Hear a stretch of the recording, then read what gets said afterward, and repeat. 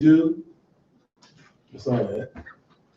We starting Sunday morning. She booked me like 7 times. I was complimenting her. Oh, that's what y'all did. You real quiet with yours. You're so busy. Okay. All right, so 2, 4, 6, 7, so 2, Sandia, the sisters, Aisha and Fatima and Ayana. Just talk, so I'm questioning the brothers, 2, 2, 2. We're gonna talk this morning about this question. You might wanna write it down, it's a little deep. It's a little deep, not too deep, but it's a little deep. So the question is it possible to love people? Possible to love People, people. yes. Deep. Is it possible to love people? I feel you right. Is it possible to love people?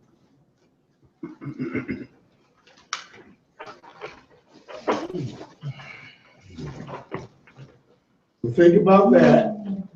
And then, if you have time, I'm gonna give you about 3 or 4 minutes. If you have time, I want you to think about adding this caveat at the end, especially those who may harm us. So the big question is it possible to love people?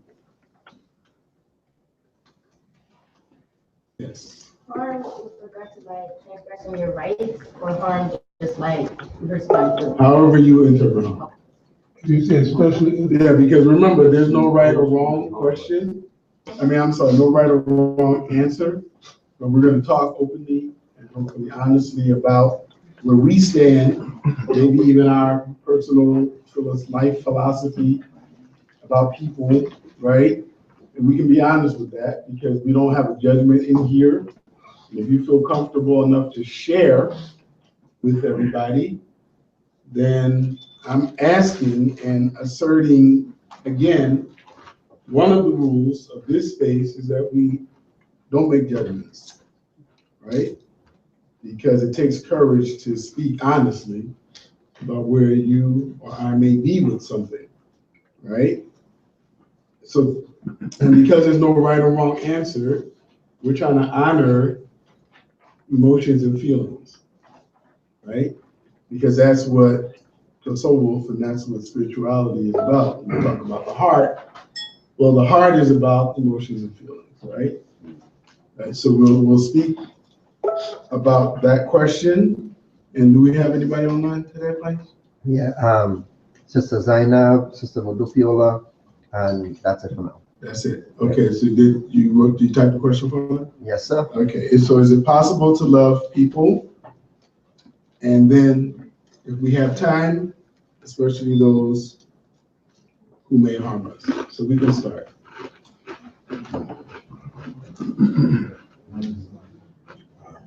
I'm coming. Did you feel it? yes, the second part is iffy.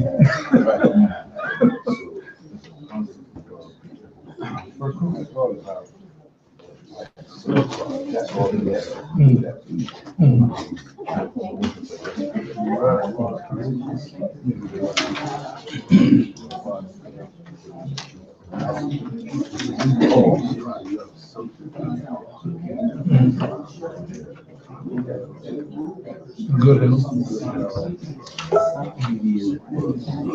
Parents.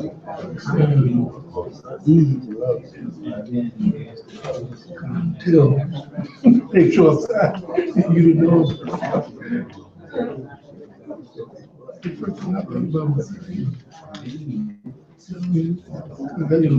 Some of them did treat them, most of them didn't.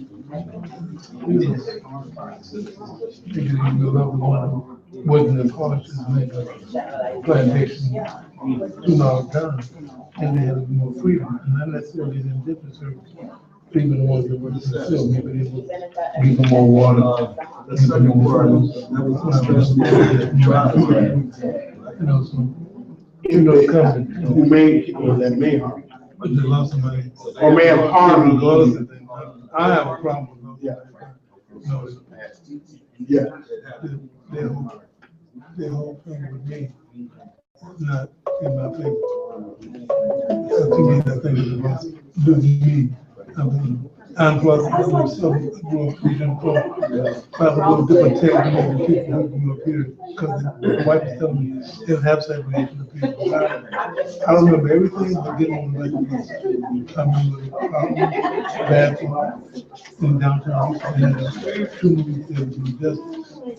When the black niggas, I grew up, they had a dollar theater, all this. And Fifth Ward and Lions Avenue, yeah. But I was born in football, but I was in the hospital when I was leaving. And downtown, they had the Metropolitan just all white. I didn't really think they were going to have this Mexican allowed to go there, but they had to sit in that, which that's why I was very protective. It was technically Mexican before. You know what I mean? So, and I used to question things like, I used to think we didn't go to school, they were smarter. Not that we were dumb, and I realized later on that they really, we have the same, we get the same information, and we apply it. Accept the fact that we don't need to we could just be as smart as smart. Probably more, it's probably why they was worried about getting the same knowledge. Yeah, but give everybody the same condition, the same opportunity, and the same self, because they know. I didn't think that enough. When I think that enough, they give me a hard time. And fire, and I laid off, all these things. I still stuck with it and wanted to, my career doing. Never got promoted. So, I was seeing people who I trained with, another guy, they got promoted.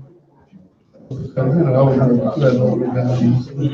And I didn't show my open and suppressive. But what I knew everything I was supposed to know.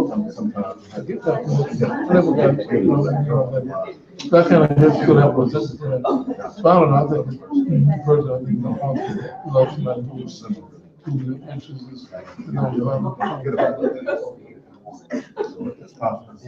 I'm just still, questions. I'm sure about if there's never any circumstance we just continue to feel like we talk about not like we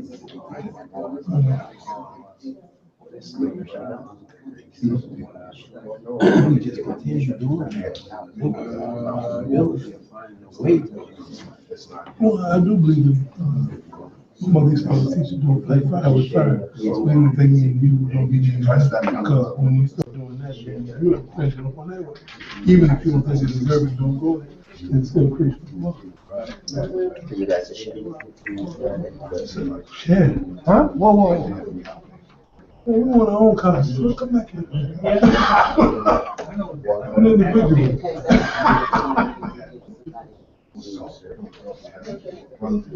all right, inshallah, we're gonna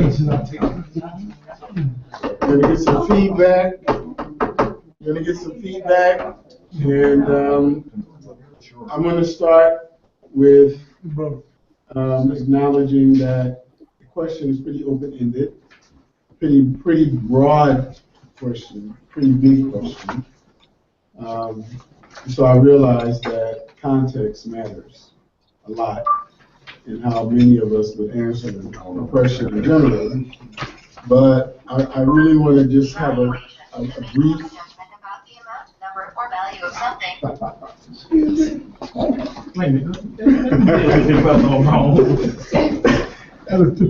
I want to make it clear that we're just having a general conversation, right? And we are also discussing love as opposed to what we're going to be discussing momentarily, which is hatred. So these are two very, very strong emotions that are polar opposites. Very, very strong emotions. So let's get some feedback.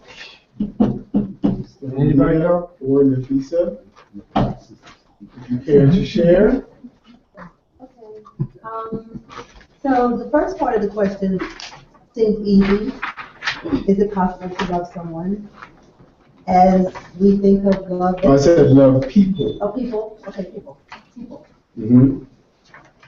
That changes the question a little bit. Yeah, but we'll still. As you see there. Still for us, the answer was yes. That was the easy-er one. Okay. So then when they have the potential to do you harm, we looked at two different scenarios. One with, someone that's already lovable or has been lovable, like a baby. The baby might hurt you, bite you, or something like that. So then the easy answer is yes, you can still love them, even though you might want distance at some point, from someone that you could love easily, and then they might bring you harm. So you might have to just adjust a little bit. But then for someone who it seems like they never intended you harm, they never intended you well, and they always intended you harm. That was a little more difficult. So I can stop there. What is that? I can stop there. Okay. Did you have anything you want to add, Nafisa? No. I think my description of the child love would be more, not as big, but like, you know, like to hold a baby and the come gentle to him and bring you more, something like that. It's like, get away from me for a minute. I know that feeling exactly. I had a son that, when he was a baby, his head was real big.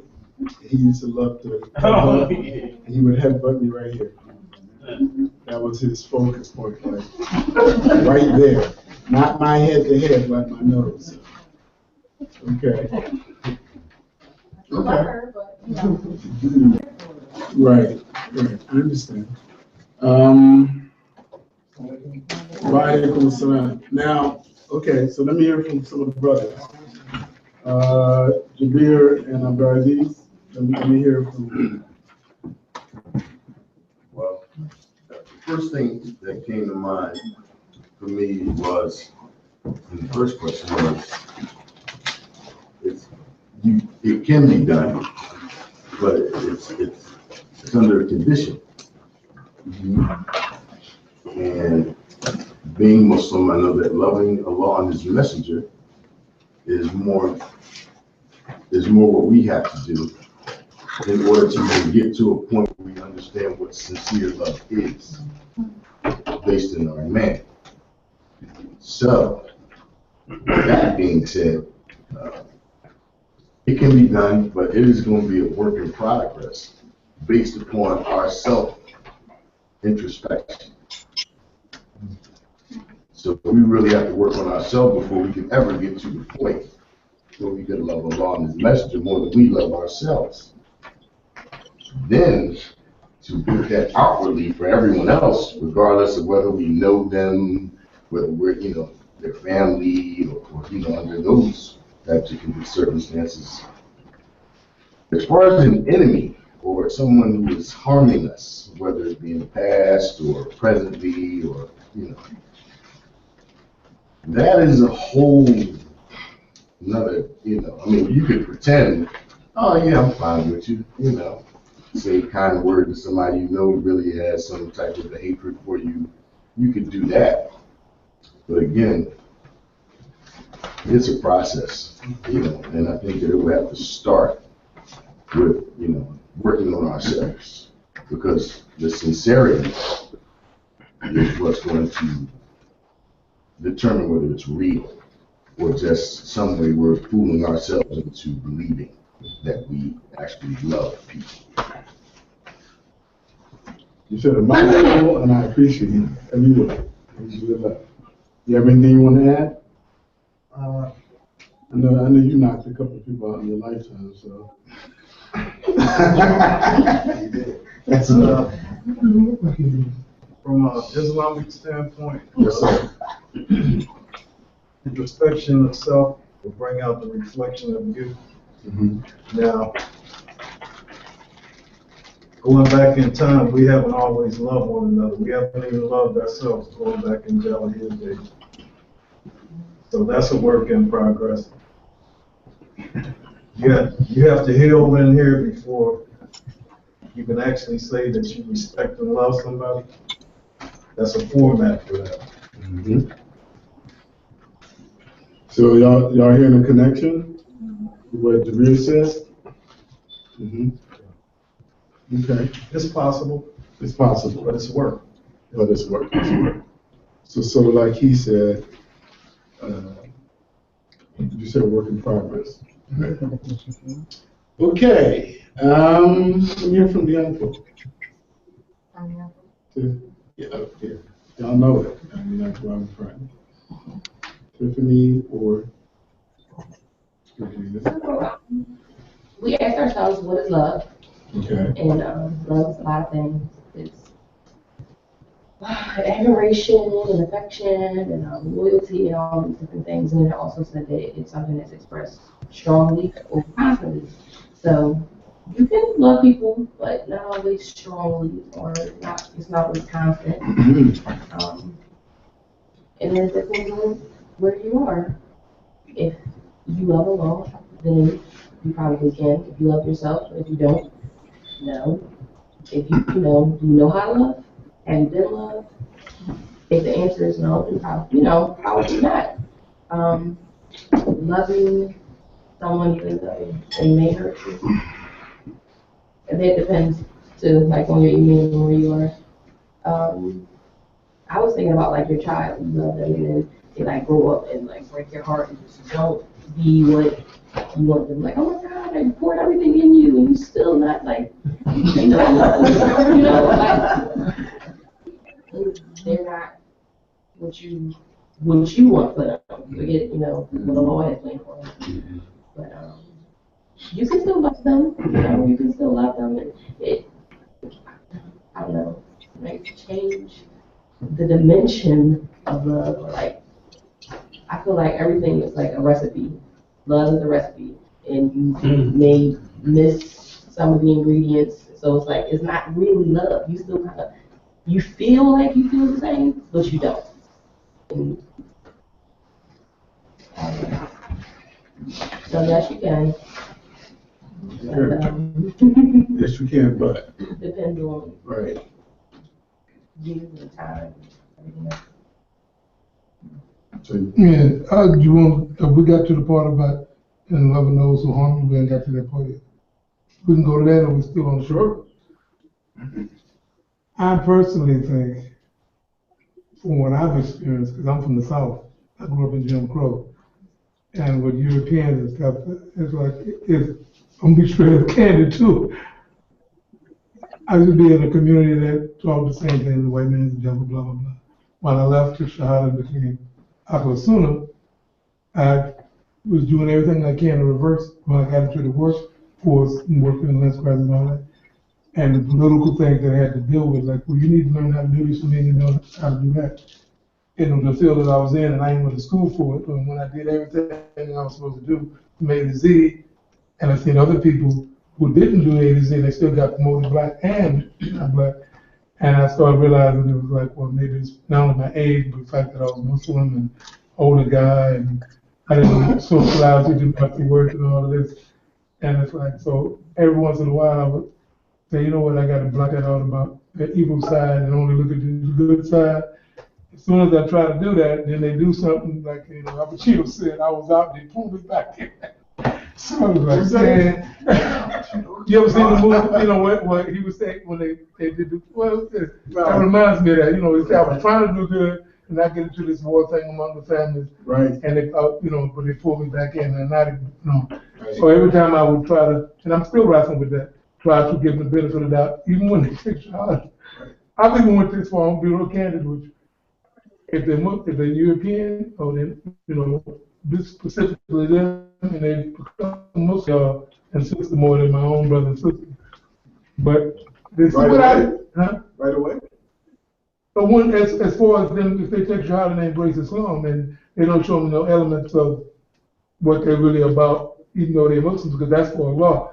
When if they still deal with me as if they would deal with me, even if I'm not, even if I am Muslim, and they still be the same, treat me that same way they would, and not give me that benefit of doubt, because we supposed to be on the same page, then I always say, I give them the 3 strikes. I'm being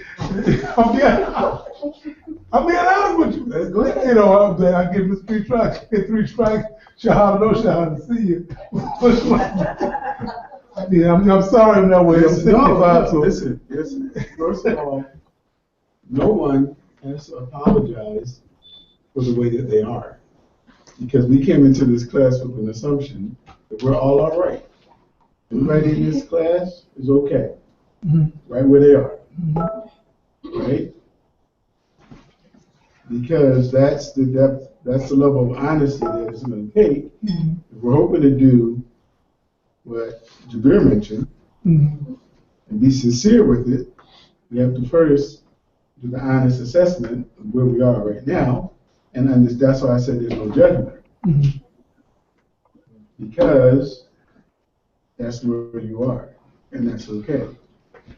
Right? The only problem that any of us would have, myself included, is if we walked in this room and said, I don't believe in Allah anymore. But as long as Allah has protected us from that, then we're all a work in progress. We're just at different places. Yes. You have a couple online if you want. I'm sure. Talking about love. Go ahead. Alright, so Sister Saida said, I think that people love without conditions, unlike Allah who loves, I think that people love with conditions, unlike Allah who loves without condition. Zainab says, you can love people, it is work. You have to make up your mind that it does not matter if they love you or not. Your love cannot depend on their love for you. Sister Saida replies very quickly, true, that is almost impossible to do, because we are human beings, and human beings need to feel a return on that investment. The response was, it is hard to love without conditions, but I do believe it is possible from Zainab. Okay, so one reminder. So when we talk about love in this context, and love is one of the most powerful emotions that a person can feel, right? But oftentimes, the spiritual conversation about love is different than the physical, romantic idea of love. And I have to be honest with you that there's a cultural understanding around what love is that differs, right? So, for example, when I was really studying literature, because I was initially a student of literature, Arabic literature. We did cross-cultural literature, so studied Western literature, and I read some Shakespeare. And love can be, a great thing, a beautiful thing, a tragic thing, a scary thing, right? But that's all within the context of the physical realm, right? And you find an expression of a different type of love when you begin to think about love as a spiritual force. And that's the conversation that we're trying to have, right? About the spiritual force of love. Not, and it's important that we unpack this.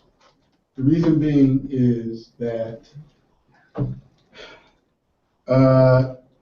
when you think about this, and I appreciated Brother Rashid's honesty when he talked about, he touched on a nerve. He was talking about white people. Right? So can black people love white people? And I know that in the context of religion, it depends on where you fall. He alluded to a phenomena that people have experienced, within a religious group, part of the indoctrination, that them folk, you can't love them, because you can't love the devil.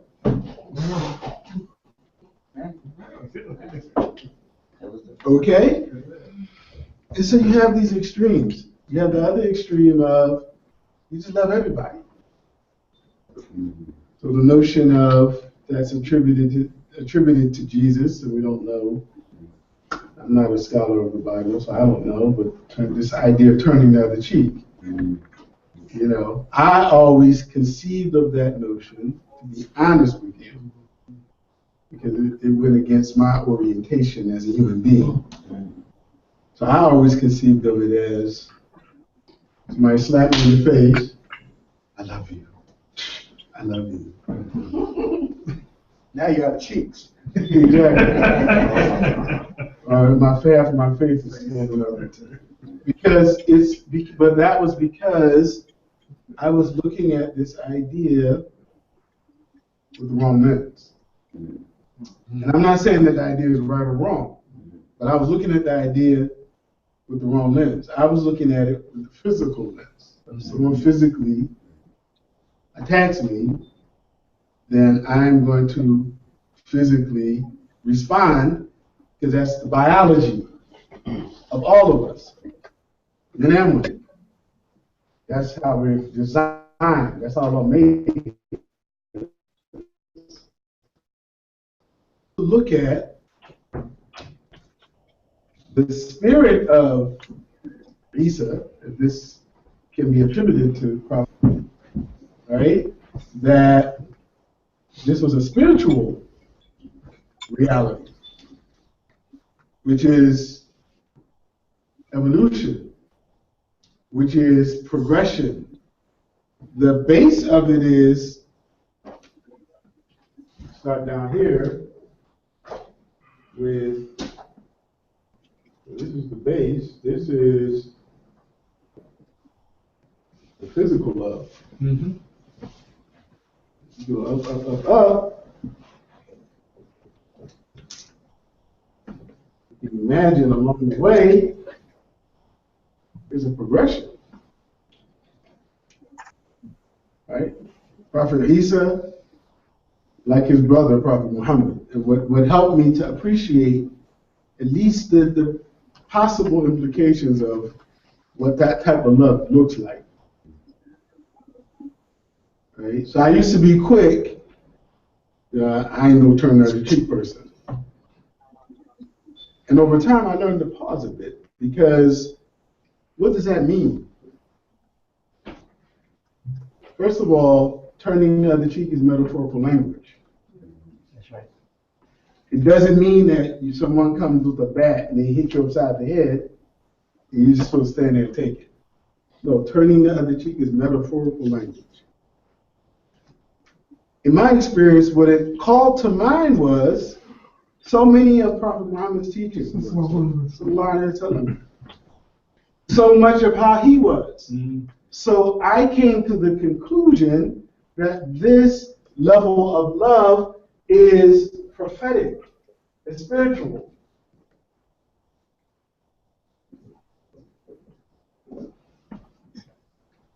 And it's way, way, way up there.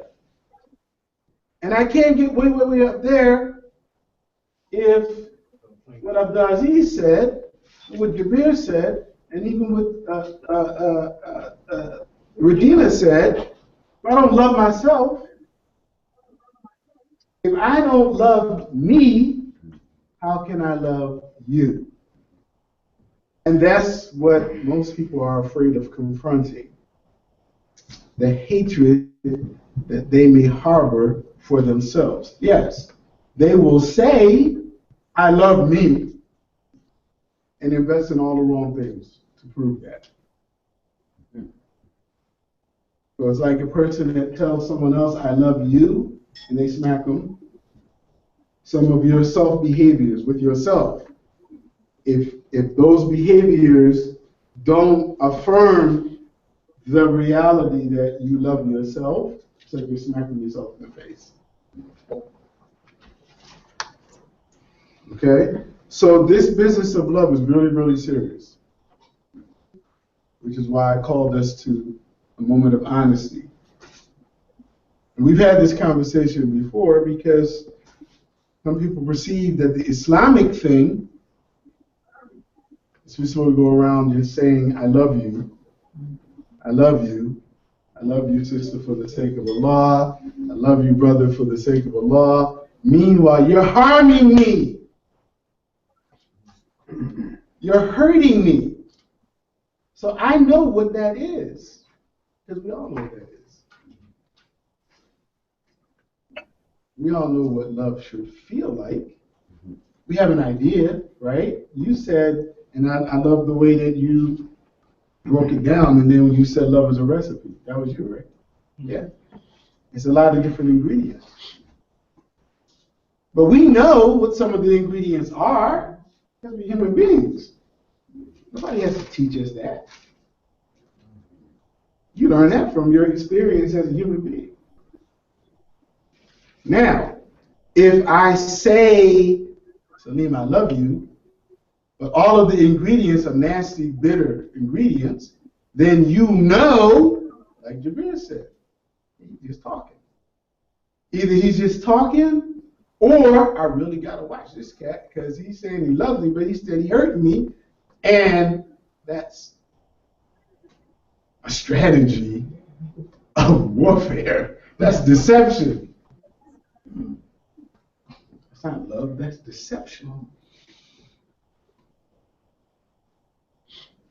You use deception in warfare. You can pretend to want something that you really don't, right? So we have to respect the power, the potency. That's why what you said is so critical. Love for the sake of Allah and hate for the sake of Allah. That's what we hope to get to. But we don't stand a chance of ever starting the journey if we don't even know love. Not just how to get it. But that's the easy part.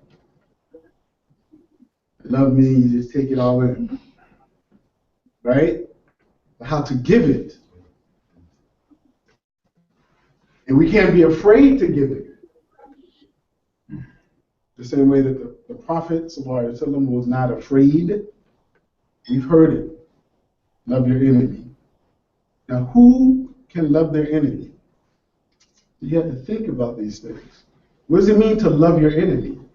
Does it mean that you allow your enemy to plot your demise? No.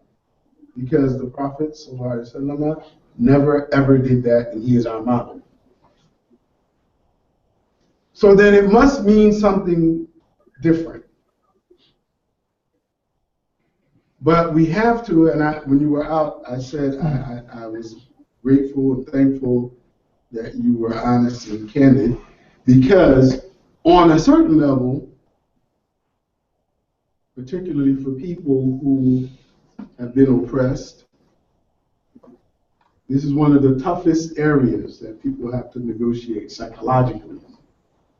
See, part of what we're talking about is our psychology. And so we should keep this in mind. So that you have psychology with a Freudian underpinning. Freud was a weird dude. Yes. Great. That's just my personal.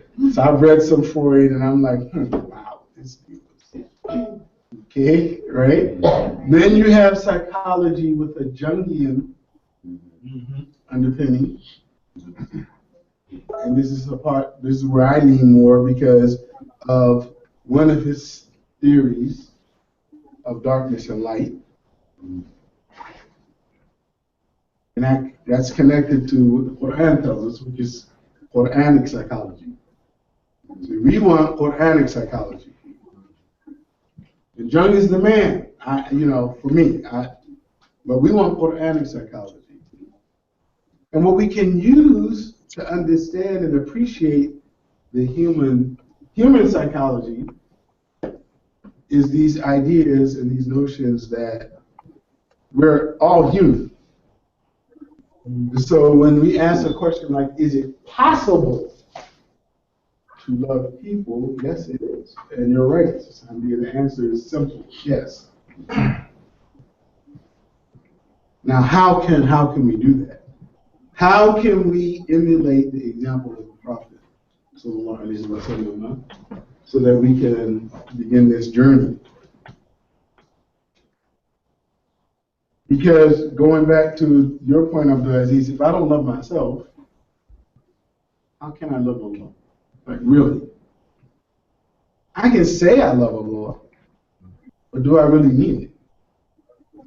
Because I don't even love me, and Allah made me. So if I don't love me, how can I love Allah? This is deeply, deeply private space. So I'm not asking, we're not, this is a private conversation, a very private space. But it is the crux of the matter if we are to have hope. It's the crux of the matter. It's the heart of the matter. Right? So, oftentimes, and I make this separation because, you know, folk that are politically active, they don't want to hear about spiritual love. And that's only because their perception or their perspective is a misappropriation. Right? So they don't want to hear about it because there's no return. There's no physical return on spiritual love. And that's true depending on the lens that you're using. So from a Quranic psychology perspective, there's the return that matters. There's a return that matters. But if I only look at it from one of the other limited lenses, then of course, there's no return. This is probably the only way, because when we read some of the verses that I'm going to share with you this morning, how else do we negotiate this? How else do we follow the example of the Prophet?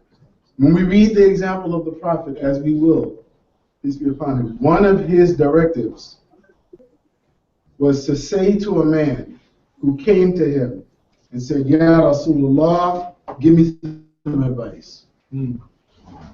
What the Prophet said to him. Just imagine if the Prophet said to you, Adib, don't get angry. What? What is that? What? Don't get angry? How am I supposed to do that? How am I supposed to not get angry? Well, could it be that the intention wasn't that you don't get angry? That's not you. The intention is that you do not allow anger to overtake you.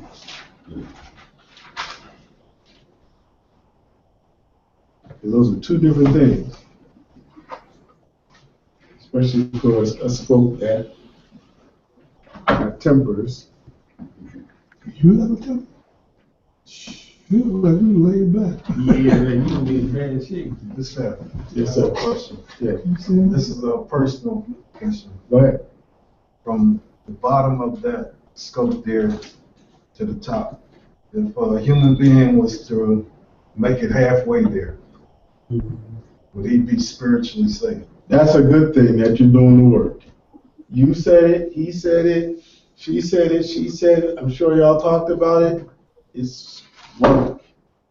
And you're spiritually safe when you're doing the work. When you're just talking about it, then you're not spiritually safe. And what do I mean by doing the work? What is the work that I'm referring to? Well, number one, being aware. Being aware. What else? When you close to Allah. Be more specific. Making effort and intentions. So what type of effort? Things that you have a deficit on. Things that you know you need. Very good. So you know yourself. You know the area that you have to focus on spiritually to be safe. Because the reality of spirituality from the Islamic perspective is that the believer never, he or she never believes that they're safe. When the believer starts to believe that they're safe, they're in a danger area. Which is why, from a philosophical perspective, from time to time, when you hear me even be critical of certain religious language, and so you may hear me say, well, you know, some of the people that ascribe to what's called the Salafiyya, it's a reduction that they reduce piety to some words and some clothes. And that's not the nature of piety, that's not the reality of piety. The reality of piety is, for the most part, I'm broken-hearted, I'm broken-spirited, I'm broken, I'm broke. But I want Allah still to love me.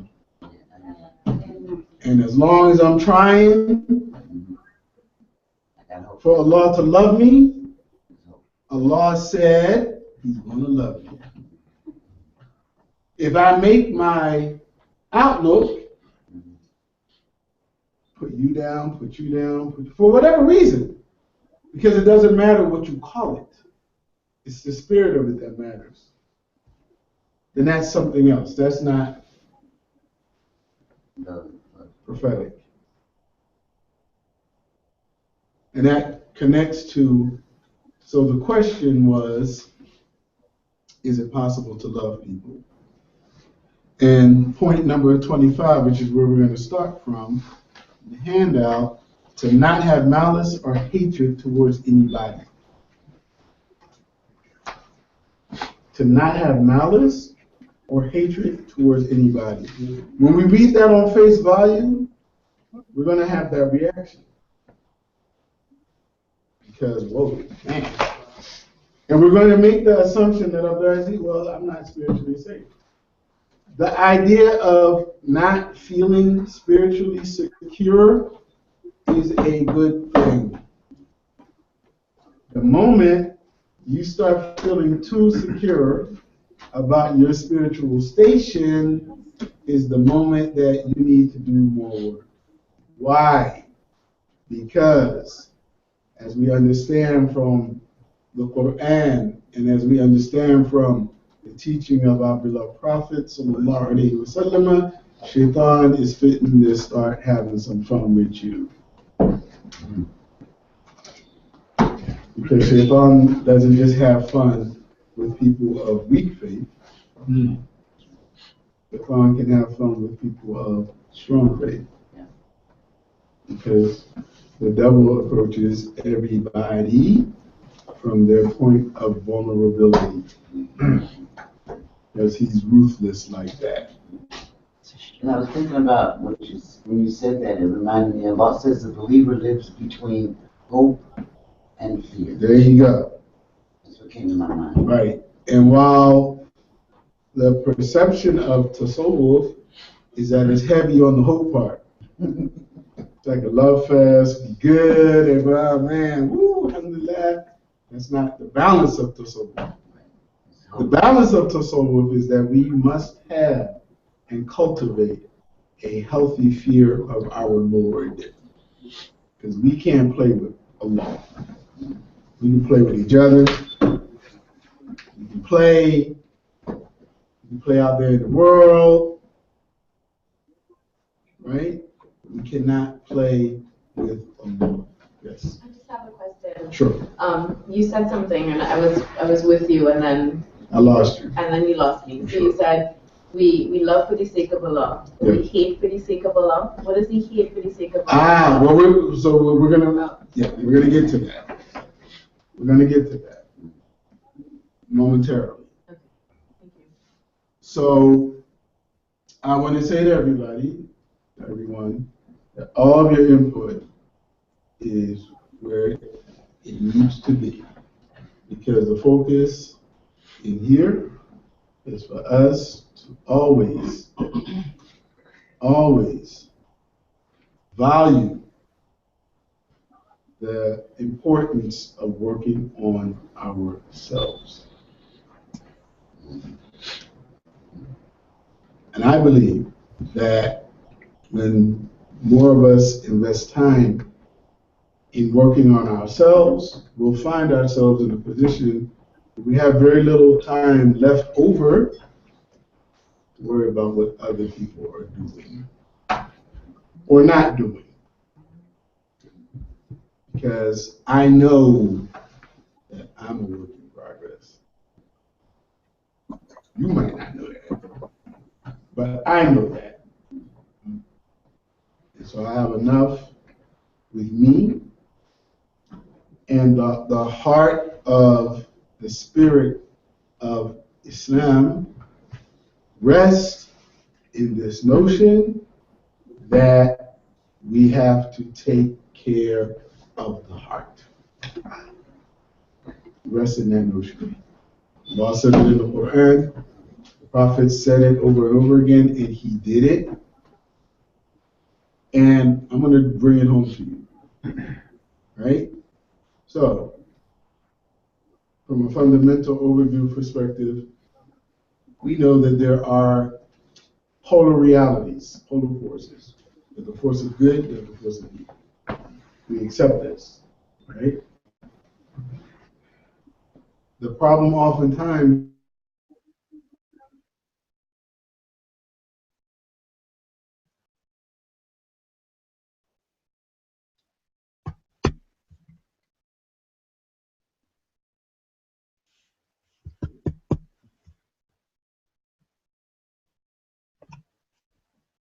Oh man, no.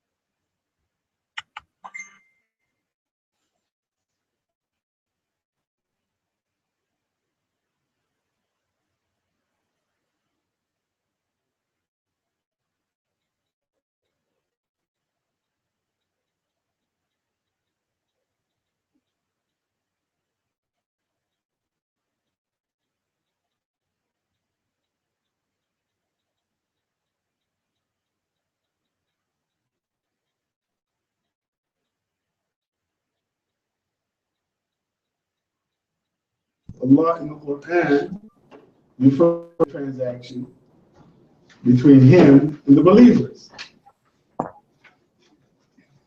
The verse in the Quran says Allah has purchased the souls of the believers. Purchased their bodies, their wealth. He entered into a transaction with them in exchange that they will have his pleasure.